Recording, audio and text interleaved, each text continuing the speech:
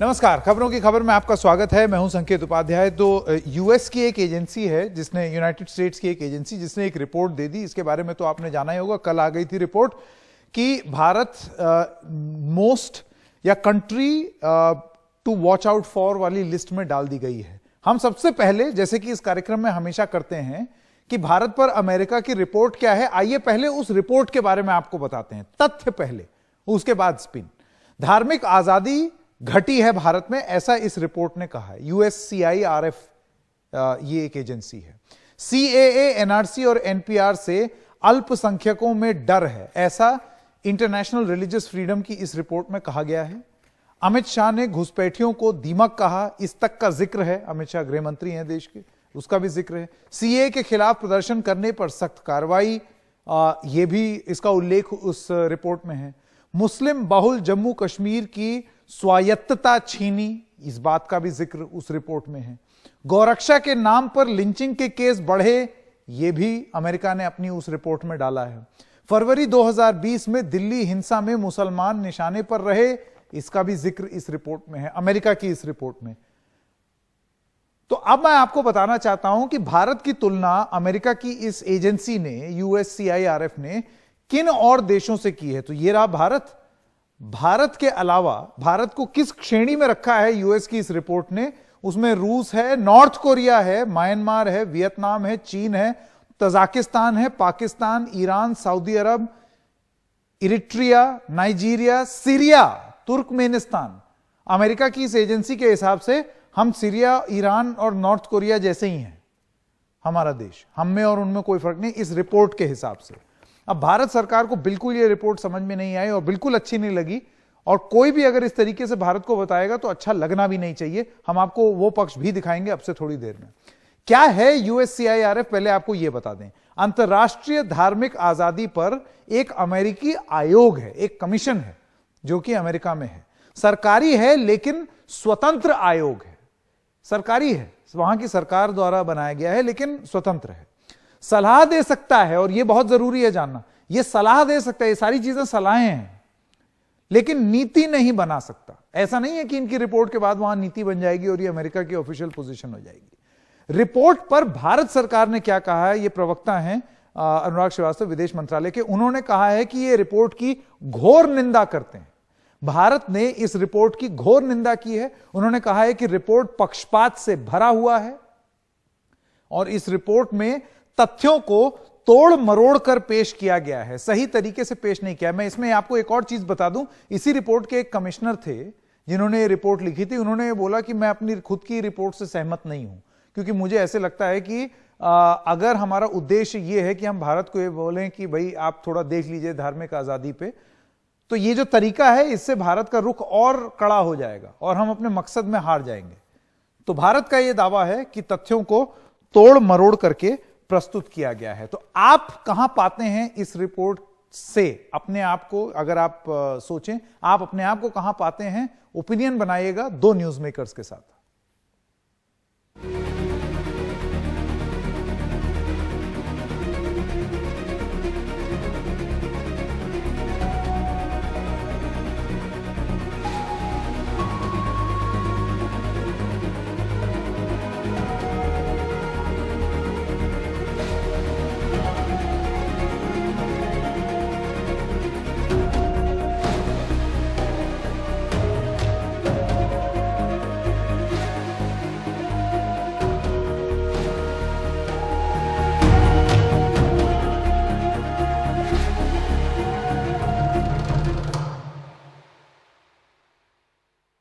तो इस वक्त मैं स्वागत करना चाहता हूं कांग्रेस नेता शशि थरूर का। डॉक्टर थरूर, आपका एनडीटीवी में बहुत बहुत स्वागत है। अमेरिकी आयोग ने भारत में धार्मिक आजादी की स्थिति को चिंताजनक बताया है। भारत को सीरिया, पाकिस्तान, नॉर्थ कोरिया के साथ भी रखा गया है। आप इस यूएससीआईआरएफ की रिपोर्ट को किस तरीके से देख रहे हैं? देखिए, बुरी तरह से देखना ही पड़ेगा, क्योंकि हम भारतवासी को ये अपमान है कि हमारे देश उस हालत में है जैसे उन देशों के साथ हमें ये तुलना किया गया है। और ये भी है कि भारत बहुत अभिमान से, बहुत गर्व से कहते थे कि हमारे देश में हर किस्म के मजहब, हर किस्म के धर्म के लोग एक साथ रहते हैं और हम सब भारतवासी हैं, भारत हमारा देश है। इस वतन में हम मजहब के फर्क ज्यादा नहीं, मतलब हम इसके ऊपर ज्यादा महत्वपूर्णता नहीं देते हैं। लेकिन असलियत में क्या हुआ है, कुछ महीने से, कुछ साल से हमारे देश में जो चल रहा है, ये नेचुरली विदेश में लोगों को पढ़ने मिलते हैं। जब तक विदेशी मीडिया में जो लिखा है कि हमारे देश में हमारी सरकार के जो लोग हैं, हमारे जो ये भाजपा के नेताओं जो कुछ कह रहे हैं मुसलमानों के खिलाफ, ये लोग दिमक है, इनको इस देश से हटाना है। कल किसी भाजपा के एमएलए ने कहा यूपी में, उत्तर प्रदेश में, कि मुसलमानों से सब्जी मत खरीदना। इस किस्म की भाषा, इस किस्म के बोल, और ये सीएए बिल जो आया है, एनआरसी के बारे में जो बातचीत किए हैं, नेचुरली ये लोग सोचेंगे कि मुसलमानों के लिए भारत में जगह नहीं है। और अगर ये सब पढ़ के वो लोग इस कंक्लूजन पे आ गए, हम तो कह सकते हैं देखिए आपने एग्जैजरेट किया है, इतना बुरा नहीं है, आप एक छोटा काला दाग को लेके बड़ा काला दाग बना दिया है। लेकिन बेहतर होगा कि हमारे देश में प्रधानमंत्री से लेके सारे नेता समझ ले कि ये छोटा दाग को हटाना चाहिए।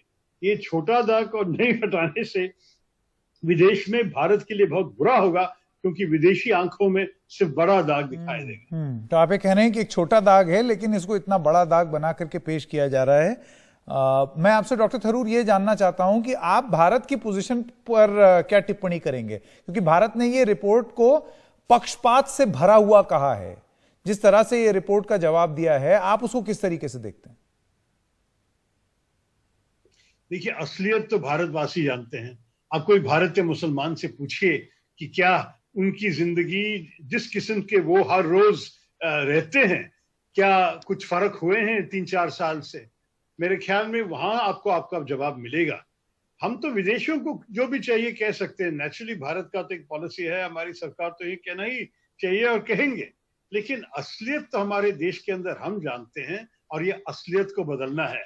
यही है मेरा एक उपदेश हमारे सरकार को, कि सिर्फ ये विदेशी क्रिटिसिज्म के मत देखिए, आप भारत के अंदर क्या चल रहा है, हमारे देशवासियों, हमारे नागरिकों का क्या अनुभव है, और उसको बदल के उसको ठीक करने से फिर हम विदेश में ये सब शिकायतें नहीं सुनना पड़ेगा। डॉक्टर थरूर, रिपोर्ट के एक कमिश्नर हैं, उनका नाम है गैरी बॉयर। वो कहते हैं कि मैं इत्तेफाक नहीं रखता अगर हिंदुस्तान की तुलना दूसरे ऐसे देशों से करेंगे तो बदलाव का मकसद पूरा होना बहुत मुश्किल होगा। आप उनकी इस असेसमेंट को कैसे देखते हैं? उन्होंने लिखी है, अगर आप लोग चाहते हैं कि इस किस्म के देश हमें बाहर से नहीं मिले, इस किस्म के आरोप हमारे देश के बारे में नहीं कहा जाए, तो बेहतर है कि हमारे देश के अंदर हम असलियत को बदल ले। पुराने भारत, गंगा जमनी तहजीब वाला भारत, जब सब लोग एक साथ रहते थे, इकट्ठे रहते थे, भारतवासी के नाम पे बहुत बहुत गर्व से लोग कहते थे कि हम भारतीय हैं, इस भारत को वापस ले आए, तब तो इस शिकायत सुनने की हमें कोई जरूरत नहीं। जी, डॉक्टर थरूर, आपका बहुत बहुत धन्यवाद आपकी इस विश्लेषण के लिए। और अब क्योंकि ये जरूरी है कि एक पक्ष का विपक्ष भी होता है और एक आर्गुमेंट का एक काउंटर आर्गुमेंट भी होता है, तो सरकार की ये जो दलील है, और ये किसी को भी पसंद नहीं आएगा। मेरे साथ राकेश सिन्हा, प्रोफेसर राकेश सिन्हा जुड़ गए हैं, भाजपा के सांसद। प्रोफेसर सिन्हा, ये चीज किसी को पसंद नहीं आएगा, जिस तरीके की भाषा इस्तेमाल की है, मेरे ख्याल से घोर आपत्तिजनक है। डॉक्टर थरूर भी अभी थोड़ी देर पहले यही बोल रहे थे। लेकिन उनका ये कहना है कि एक छोटे काले दाग को एक बड़ा काला दाग बना करके विश्व में प्रस्तुत किया जा रहा है। आपकी देखिए, पहली बात तो मैं कांग्रेस पार्टी के इस बयान पर भी इत्तेफाक नहीं रखता हूं। कांग्रेस पर जिस प्रकार शशि थरूर जी ने समर्थन कर दिया एक तरह से रिपोर्ट का और कहा कि हमें बदलने की जरूरत है, वो बताना चाह रहे हैं कि पिछले वर्ष में कुछ ऐसा हुआ जो हिंदुस्तान को पंथनिरपेक्ष और लोकतांत्रिक नहीं रखा है। कांग्रेस पार्टी सदा ही उन लोगों के साथ खड़ी हो जाती है जो भारत के खिलाफ रिपोर्ट देते हैं या बयानबाजी करते हैं। लेकिन मैं उससे हटकर एक बात करना चाहता हूँ। पहली बात तो अमेरिका के पास वह मॉरल राइट नहीं है कि भारत का असेसमेंट करे, और इस रिपोर्ट को इसलिए भी महत्व नहीं देना चाहिए कि हम उस साम्राज्यवादी मानसिकता से बाहर निकले जो साम्राज्यवाद के दौरान था कि कोई पश्चिम का देश रिपोर्ट देता है। अमेरिका कौन होता है रिपोर्ट लिखने वाला? अमेरिका क्या विश्व का दादा है क्या? और अमेरिका पहले यह बता दे कि उसके यहाँ ब्लैक्स की क्या स्थिति है। एक संस्था है स्टैटिस्टिया और रिसर्च डिपार्टमेंट, उसके अनुसार से 2426 ब्लैक्स का 2018 में विक्टिमाइजेशन हुआ। और यदि कंजर्वेटिव रिपोर्ट देखें जिसको स्टेट डिपार्टमेंट स्वीकार करती है तो 908 ब्लैक्स का विक्टिमाइजेशन हुआ। ब्लैक्स ऊंचे पदों पर नहीं है। और भारत में तो हम संविधान के नाम पर शपथ लेते हैं, भारत में लोग कहते हैं हम इसके नाम पर शपथ लेते हैं, लेकिन बाइबिल, गीता पर, कुरान पे, बाइबिल पर हाथ रख के कोई शपथ नहीं लेता है। और वहां पर ट्रंप ने एक नहीं दो बाइबिल पर हाथ रखकर शपथ लिया। जिस देश का हाईएस्ट पोजीशन पर बैठने वाला व्यक्ति किसी एक धर्म पुस्तक पर हाथ रखकर शपथ लेता है, पहले अपने पंथ निरपेक्षता को ठीक कर दे। संविधान में, उनके संविधान में क्या लिखा हुआ है और वहां के राष्ट्रपति क्या करते हैं। लिंकन के बाइबिल पर और अपनी मां के द्वारा दिए गए बाइबिल पर शपथ लिया। ओबामा ने भी बाइबिल पर हाथ रख के शपथ दिया है। तो अमेरिका कौन होता है रिपोर्ट लिखने वाला? एक दूसरी बात, इस रिपोर्ट को मैं एक शब्द में, महात्मा गांधी ने 1927 में क्या कहा था, कैथरीन मेयो ने मदर इंडिया करके एक किताब गया और रिपोर्ट ही लिखी थी, कहा था ये गटर इंस्पेक्टर रिपोर्ट। तो जिन लोगों ने, मेजॉरिटी ऑफ लोगों ने इस रिपोर्ट की अनुशंसा की है, मैं महात्मा गांधी के उन शब्दों को दोहराता हूं, यह गटर इंस्पेक्टर की रिपोर्ट है। और दूसरी बात, तेंजिन दोर्जी जो कि एक बुद्धिस्ट हैं, उन्होंने लिखा मैं 30 साल भारत में रहा। भारत एक महान सभ्यताई देश है जहां मल्टी रिलीजियस फेथ के लोग रहते हैं। कुछ कॉन्फ्लिक्ट्स हुए हैं, इसमें दो राय नहीं, कॉन्फ्लिक्ट्स हुए हैं। और मैं कांग्रेस को बता दूं कि 1982 और 85 में जो मेरठ में दंगे हुए थे, बुलंदशहर में दंगे हुए, मुजफ्फरनगर में दंगे हुए, जमशेदपुर में दंगे हुए, कांग्रेस के शासन में दंगे हुए, तो क्या भारत की पंथ निरपेक्षता समाप्त हो गई? 120 करोड़ तब थे, अब 130 करोड़ हैं, या तब 110 करोड़ थे। कुछ झगड़े हैं, नहीं होना चाहिए आइडियली, और उसको रोकने के लिए एक आम सहमति है इस देश में। एक सवाल आपसे ये पूछना चाह रहा था, देखिए उन्होंने बोला कंट्रीज ऑफ पर्टिकुलर कंसर्न, मैं आपसे पूर्णतः सहमत हूं कि अमेरिका जो है वो कोई नहीं होता हमें बताने वाला। लेकिन जब बीजेपी के ही नेताओं से आप अगर हम और किसी की रिपोर्ट को एकदम खारिज कर दें, लेकिन ये जो आरोप लगते हैं, जैसे बीजेपी के आप ही के नेता हैं, आपकी पार्टी के, वो सब्जी वाले से पूछ रहे हैं कि भाई मुसलमान से फल मत लो, आपको लगता है ये एक सही संदेश देता है समाज में? देखिए, पार्टी ने उन पर कार्रवाई की है। मैं दूसरी बात कहना चाहता हूँ, 1, 2, 4, 10, 100 लोग क्या कहते हैं महत्वपूर्ण नहीं है। कोई देश उस आम सहमति से चलता है, कलेक्टिव कॉन्सेंस के आधार पर चलता है, एक सामूहिक चेतना के आधार पर चलता है, जिसके प्रति सहमति रखती है। धर्म के आधार पर भेदभाव के प्रति कोई सहमति नहीं है। आपने देखा कि मोहन भागवत जी ने क्या कहा, जमात की उस गतिविधि के कारण कहा किसी पूरे समुदाय को इसके लिए ब्लेम नहीं किया जा सकता है। भारत के प्रधानमंत्री ने अपने कभी भी मन की बात में या संदेश में किसी एक समुदाय का नाम नहीं लिया, वो 130 करोड़ जनता की बात करते हैं। मैं लेकिन दूसरी बात कहना चाहता हूँ, इस रिपोर्ट में क्या कहा गया कि religious freedom subject to public order. अरे रिलीजियस फ्रीडम तो सब्जेक्ट टू पब्लिक ऑर्डर होता ही है, एब्सोल्यूट फ्रीडम हम नहीं दे सकते हैं। वास्तव में कठिनाई क्या है संकेत जी, मैं 2 शब्दों में कठिनाई करना चाहता हूँ। बताएं। इस देश में लगभग 13,000 एनजीओ प्रतिबंधित हुए हैं। जिन एनजीओ को पैसा आता था रूरल डेवलपमेंट के लिए, पैसा आता था पॉवर्टी एलिवेशन के लिए, और उसमें से अधिकांश एनजीओ इस देश में धर्म परिवर्तन का एंटरप्राइजेज चलाते थे। असली दर्द वहां है, और ये दर्द आज नहीं है। नेहरू के युग में 1956 में नियोगी कमीशन बना था। नियोगी कमीशन ने जो रिपोर्ट दी थी उसमें मिशनरी पर प्रतिबंध लगाने की बात कही थी। ठीक है। और नेहरू जी ने कहा था कि हम मिशनरी को ईसाई के दृष्टिकोण से नहीं देखते हैं, ये विदेशी आकर भारत में जो काम करते हैं उस दृष्टिकोण से देखते हैं। आज हम उसी अधिष्ठान को मानने के लिए तैयार हैं कि मिशनरी और ईसाइयत में अंतर है। ठीक है। और ये जो ईसाई बहुमत वाली समिति ने जो रिपोर्ट दी है उसका दर्द भारत में पंथ धर्म परिवर्तन के लेकर है। उन्होंने लिखा है रिपोर्ट में कि भारत में धर्म परिवर्तन का कानून बनाया, विरोध में कानून बनाया गया। उन्होंने घर वापसी का उल्लेख किया है। अरे रिकन्वर्जन क्यों? रिकन्वर्जन नहीं होता, वो तो वापस लौट रहे हैं।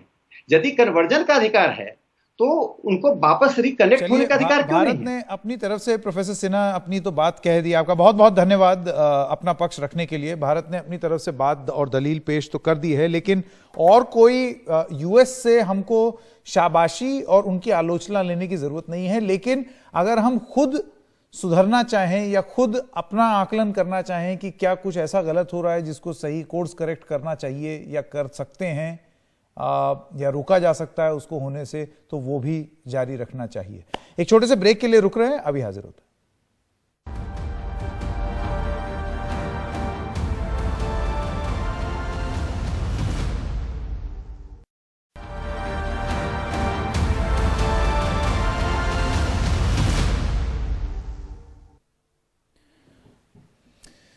स्वागत है आपका खबरों की खबर में एक बार फिर। लॉकडाउन की अनदेखी करके अगर आप बाहर निकलने की सोच भी रहे हैं तो जरा ये देख लें। ये तस्वीरें दक्षिण दिल्ली के शाहपुर जाट की हैं, जहां ड्रोन के जरिए जो लोग बाहर थे उनको ये संदेश दिया गया कि इधर उधर घूमने की जरूरत नहीं है, घर के अंदर जाओ, घर में ही रहिए, आप लोग लॉकडाउन का पालन कीजिए, दोबारा दिखाई ना दे यहाँ पे।